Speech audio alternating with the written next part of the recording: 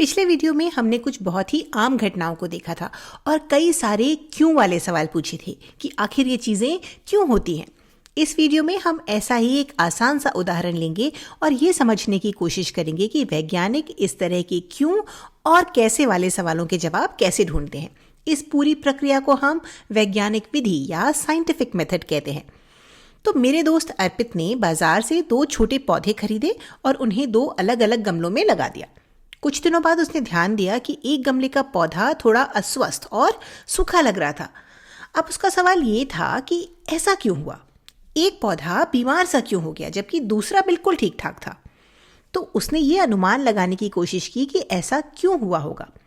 उसका पहला अनुमान था कि शायद मिट्टी खराब हो सकती है, लेकिन फिर उसे याद आया कि वे दोनों के लिए बिल्कुल एक ही जगह से मिट्टी लाया था, तो शायद ये कारण नहीं हो सकता। तो फिर वो सोचता रहा। फिर उसने दूसरा अनुमान लगाया, शायद इसे कम पानी मिला, लेकिन नहीं, उसने तो दोनों पौधों को रोज बराबर पानी दिया था, तो पक्के तौर पर यह अंदाजा भी टेस्ट करने लायक नहीं था।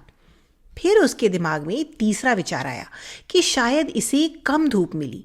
उसे याद आया कि एक पौधे को तो उसने धूप में रखा था, लेकिन दूसरे पौधे को एक छोटे से कमरे में एक छोटे से बल्ब के नीचे रखा था।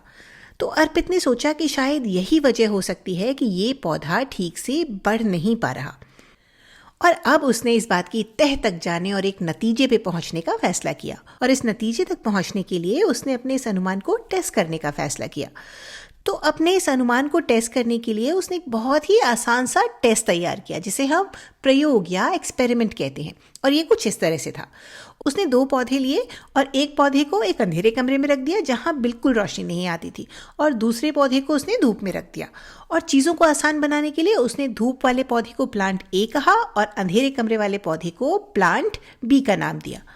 तो चलिए देखते हैं कि प्लांट बी के साथ क्या हुआ। तो प्लांट बी शुरू में कुछ ऐसा दिख रहा था। यहाँ हमने इस पौधे पर थोड़ी लाइट डाल दी है ताकि हम देख सकें कि ये कैसा है, क्योंकि अंधेरे कमरे में तो ये दिखेगा नहीं। तो शुरुआत में ये ऐसा था, लेकिन जल्द ही ये पौधा और बीमार और भी बहुत ज़्यादा बीमार होता गया और आखिर में ये पूरी तरह से सूख कर ऐसा हो गया। तो जैसे जैसे समय बीता प्लांट बी की हालत खराब होती गई, है ना।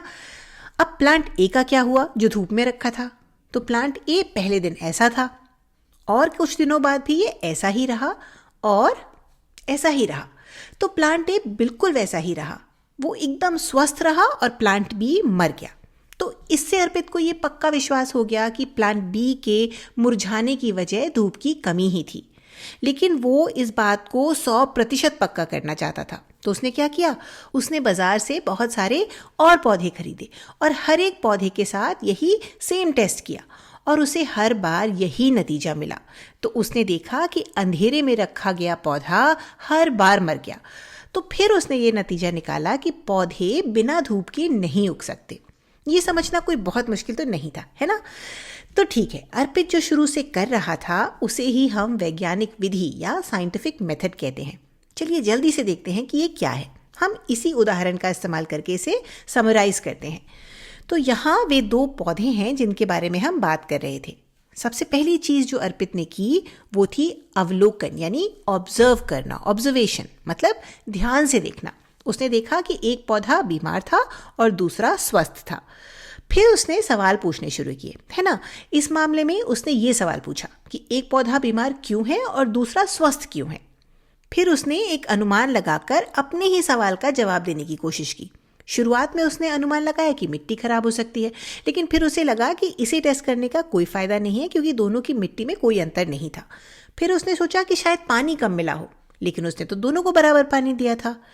फिर वो अपने तीसरे अनुमान पर आया जो था कम धूप मिलना, और यह अनुमान टेस्ट करने लायक लग रहा था। तो उसने क्या किया, उसने एक एक्सपेरिमेंट, एक प्रयोग की मदद से इस अनुमान को टेस्ट करना शुरू किया। अब इस वाले मामले में तो हमें पता है कि नतीजा क्या निकला क्योंकि हमने अभी अभी इसे देखा है। लेकिन जब भी हम किसी अनुमान को एक्सपेरिमेंट के जरिए टेस्ट करते हैं तो हमारा अंदाज़ा या तो गलत निकल सकता है या फिर सही। तो अगर हमारा अनुमान, हमारा अंदाज़ा गलत हो जाए तो क्या होगा। तो अगर हमारा अनुमान गलत निकलता है तो हमें वापस जाकर फिर से एक नया अनुमान लगाना होता है और हमें इस चक्र से तब तक गुजरना होता है, यानी अनुमान लगाना और उसे टेस्ट करना, हमें ये तब तक करना होता है जब तक कि हम सही अनुमान तक पहुंच ना जाएं। और एक बार जब हम सही अनुमान तक पहुंच जाते हैं तो हो रे, हमारा काम हो गया। तो आज हमारी दुनिया में साइंस कुछ इसी तरह काम करती है।